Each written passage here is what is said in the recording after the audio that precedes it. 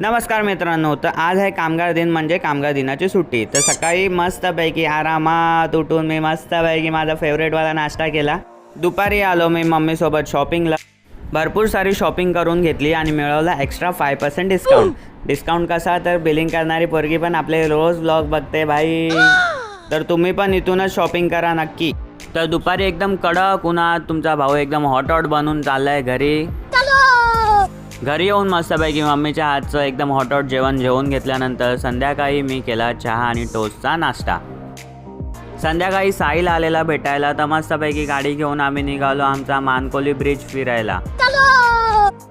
सनसेटचा वेळ होता म्हणून आकाश एकदम ऑरेंज आणि पिंक झालेला। मस्तपैकी सनसेट व्ह्यू बघून आम्ही लोक आलो घरी। अच्छा, थोड्या वेळाने गेलो साहिलला सोडायला। साहिलला बाय करून मी निघालो दीदीच्या घरी।